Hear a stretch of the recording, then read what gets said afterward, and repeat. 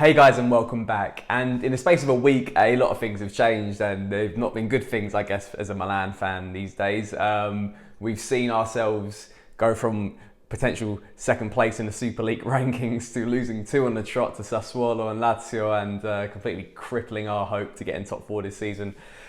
But I still think it's doable. We go a game at a time. Benevento this weekend, so let's just see how we get on from there. But to be honest, this week's video, we're going to look at why Milan has crumbled in 2021, why there's been such a fall off from grace, and what was a successful 2020 campaign, going from post-COVID lockdown to the start of this season. We were incredible in 2020, and obviously in 2021 there have been some raised eyebrow moments, a few causes for concern, and I think it's only right. There's a lot of sort of theories out there as to why this has happened. Is it the players? Are the players culpable? Is it the coach? Is Stefano to blame? Or is it the reinforcements that were brought in from Maldini in January that just weren't good enough when we should have potentially been, hammering home the attempt to get the Serie A title as opposed to challenging for top four, whereas the recruits good enough to get either of them. So yeah, we're going to really look into that today and divulge as to why we've been crumbling so far in 2021. So sorry if it's a bit of a negative one, but I think it's something that needs to be addressed because it's a massive talking point right now with the club, with the team, and as fans, because I feel like it's right to sort of look at the answers and not kind of think that it's just one thing, and maybe it's just an accumulation of things. So let's jump into the first thing, and which I think is actually the most apparent as to why we've fallen from grace, and that is our attack. Our attack, because if you think about it, look at the stat that we had going in our favour. It was 16 or so consecutive games of scoring 2 or more goals in a game, and look at us now. We struggle to score, and that's probably and is down to our lack of firepower going up top. And if you follow me on Twitter, you'll see a tweet I did which covers the stats from the forwards, the attackers, and the wingers, even the attacking midfielders in 2021, and it's staggering. It's staggering how many players have added to the lack of numbers from goals up top. And I did a video a couple of weeks back talking about Kessie, and what's not right is the fact that he's our second top goal scorer. And I know he takes penalties, and obviously you can give that stat to someone else if that winger or that forward takes penalties, but that's not the point. The point of the matter is that no one's chipping in with goals, and obviously Ibra's injuries and suspensions have come up and racked up into him missing out a lot of games, and the rest of the players just aren't really pulling their weight. And obviously there's that stat which is quite staggering, that no one's really chipping in their goals, but there's also, it comes down to something which is apparent with this part of our team, which I think is the biggest weakness of it, is that they're just not clinical enough. No one's taken their chances. We see this game in, game out. We create a lot of opportunities, a lot of open play chances, threading through opposition defenses, but no one's really making that killer pass, or that shooting when they should shoot, or just even when they get through on goal. We saw it against Lazio. Hakan Çalhanoğlu had a few chances himself, that 1-on-1 against Pepe Reina when Salamakers puts him through. He should really be burying that, and that makes it 1-1, and potentially the game goes in a different direction. But here we are today, sort of looking at what could have been, because no one's really taken their chances. And it's not obviously just the shooting, it's losing possession in the final third, which is very sloppy, I have to say. There's a lot of confusion of when is the right time, or who makes the right ball. And because of that, we see what happens against a team like Lazio, whereas we get caught with our pants down and get caught on a counter.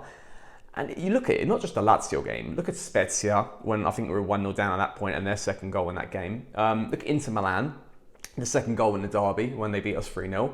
A lot of these chances, and the goals that we let in, obviously into the second half, come from us having what is a very convincing start to the second half, creating opportunities, and then someone just doesn't make that right ball, and all of a sudden we're facing a counter-attack down the other end of the pitch, and bang, it's 2-0 or even 3-0, and the game's over. And this is a cause for concern, and that obviously comes from naivety. It comes from young players not quite used to knowing what is the right move to make. And of course, it's a challenge of hindsight for me to sit here and go, they should have made that ball, or he should have made that ball. But the question is, though, it's scary that it's leading to so many goals down the other end of the pitch, and obviously leading to our issues when it comes to scoring as well.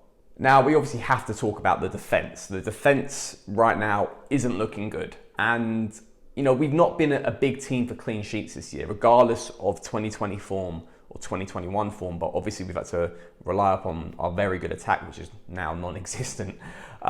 Defensively, yeah, we're not looking good.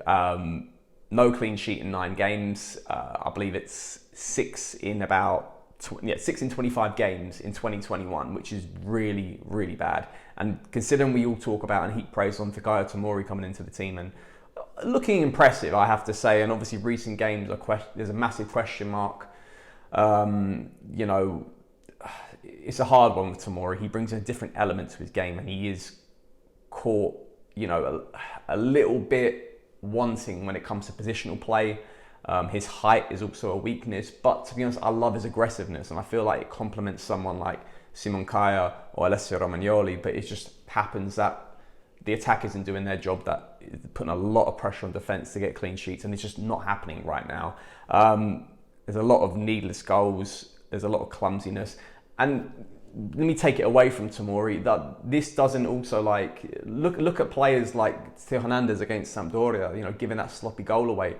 There were a few games, I believe it was Udinese with, it was Udinese, Donnarumma, you know, the 1-1 goal from the corner. He should really be keeping that out. There are these individual errors which are costing us, and it's both ends of the pitch. And obviously in defence, it's more apparent because if you make that sloppy back pass, which leads to a goal, all eyes are on you. But when you're in attack and you just don't make that through ball and it goes down the other end of the pitch and we concede, you know, they seem to get away with it. But so I'm highlighting both areas for this, attack and defence. There's just clumsiness. There's a lot of naivety. There's a lot of youth here in the team. And we're seeing that right now. We're seeing people who just can't keep a level head. And it doesn't matter how much you run on the pitch. It doesn't matter how much heart there is on the pitch and determination.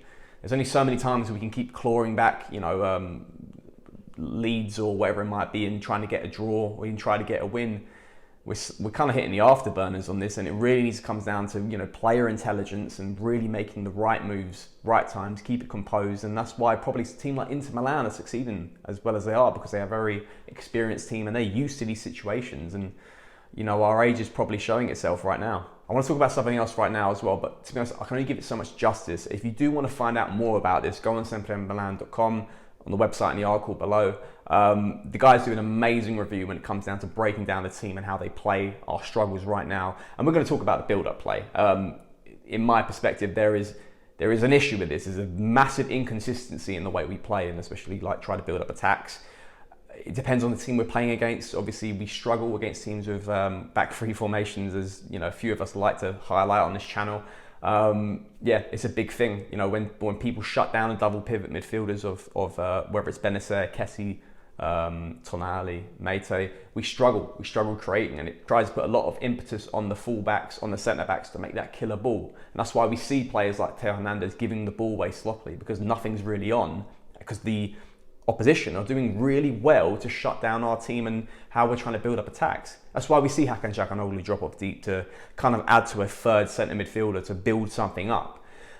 He's probably someone I should probably highlight as well. It's another reason why we're very inconsistent, because he's very inconsistent. The linchpin of this team, obviously there's the creators like in your centre midfielder positions, but I think in a 4-2-3-1 formation, the attacking midfielder is so crucial. Hakan Çalhanoğlu, you know, very inconsistent for me. You don't know what you're going to get from him, especially in 2021. I do feel like his 2020 form was incredible, especially from post-lockdown to probably when he got his injury, when he got COVID in January 2021. He hasn't been the same, and he's shown a few better signs. The Lazio game wasn't bad, but to be honest, there was inconsistencies. He should have finished a lot of his chances, but I'm not talking about that. I'm talking about his passing, his distribution, intelligence. It's just not there consistently, and we're suffering from it. And yeah, like I said, build-up play is a massive thing for us in games, and I feel like we only react and play well with it is when we're behind, and at this point it's too late. We've seen how the team suffers when we go behind in quite a lot of games. We're a team that really needs to take the lead. Don't quote me on this against the Sassuolo game, but really most of the times when we take the lead, we perform very well in games. So if we go behind and we have to react then and things start to tick, it's a little bit too late in the day. Another thing that's been highlighted from the article as well, which is something, you just give it a read, guys. Give it a read, and it's a bit more of an impetus as to why we're not doing as well as we were in 2020, is because the energy that is being, given out from the team is being matched by our opposition. I feel like we were a step above the rest in that term. Perhaps it was maybe because we started the season a bit earlier because we had to start the Europa League qualification process a bit sooner than other teams. So we were just that step a bit faster than a few of the teams that we were playing at the start. That's why they were giving away a lot of needless penalties to us, because Rebic was quick to get to them in the box, and then they trip him over, and then bang, we got a penalty. So that in itself creates a lot of opportunities. The press, we talk about Pioli's press, that requires us to be fitter, faster than the opposition. But if they've caught up with us, we're really struggling. And the stats don't lie. You see this in the article, the stats don't lie. The teams we used to outrun, we're no longer doing it. They're probably outrunning us. They are outrunning us. And at best we can do is probably match them, and that takes away a massive part of our game. It's just energy. Players like Rebic, players like Salamakers, players like Kessie. When all of a sudden that attribute is being matched from the other team, we're really seeing then what it comes down to. Whether it's sort of like, if you're technically gifted players, if you're someone who can thread the through ball, you have to find other avenues other than just the energy. And it also comes down to probably our thin squad as well. The fact that, I'll say thin, we have obviously a big squad, between 23 to 26 players to call upon, but who can we really rely on? Who can we really rely on? That brings back to scoring goals. We can't rely on a lot of players for it. We talk about getting Ibrahimovic back. Of course, he's turning 40 in October this year. We need more players to rely upon when it comes to scoring, and that was there in 2020, and it just isn't there now in 2021. So, that's why also I bring it back to Maldini. Is he sort of culpable for this? Perhaps when we were in a good position as we were in January 2021, he should have really gone for the jugular. Well, it's not down to him, obviously, it comes down to ownership, but pressurized to invest in this team, not just settle on, of course, we potentially, should be in line for getting a top 4 finish because we've racked up so many points. Go for the jugular, go for the league. We were in that position. And Tomori, I feel like it was a very good signing. I still stick to this to this day, despite a few recent not bad performances, but questionable performances.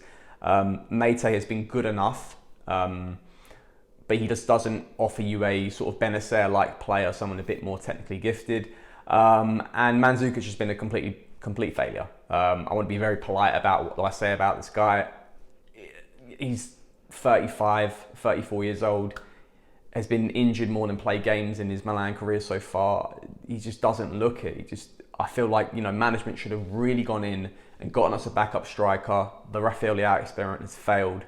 Not saying that we should give up on him. I just feel like he's more adapt to the left wing position. We should have gone for a striker, like a Belotti or whoever it might have been. Just someone to provide 5 or 6 goals this season, and that would have made a hell of a difference, especially in those games like Udinese, Sampdoria, where we dropped points where we should have really won, and we wouldn't be talking about us in this position that we're in right now.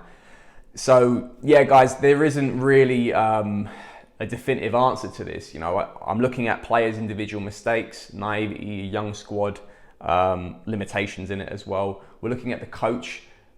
Perhaps he could have changed things up. We talk about the biggest thing, and this is why I really back Pioli, and I'll still do this until the end of the season, until I can really be convinced otherwise, that the biggest thing we have to critique him is that he doesn't play Jens Peter Hag enough, and obviously he plays Samuel Castillejo too many times. But other than that, really, the formations worked, and I still think he set up something very, very good in the team. He set up a project where, if you look back and create some humbleness to how we've developed in the space of a year, there's progress. Here we're competing for 4th spot. We've obviously had a massive fall off, but there is no definitive answer with this one. I just want to sort of express my opinion of why we've fallen off, how we've fallen off, and also I want you to refer to reading this article, because it's actually really brilliant when it comes to statistics. And I don't want you to go there and blame so and so or so and so for our failing. I think it's a compilation of things. So I've got no answer in it. I've just got a lot of theories,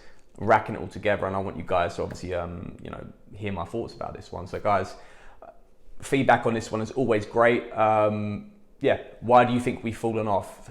Obviously, I've just told you now that it's not just one person or management. It's a lot of things. But guys, feedback in the comment section below. Always love to read it. And guys, keep watching. And I hope you pull it back this weekend. I feel like we will do. Benevento. We got Ibra back. Always to the end of the season, because we're not out of it yet. Always and forever. Forza Milan.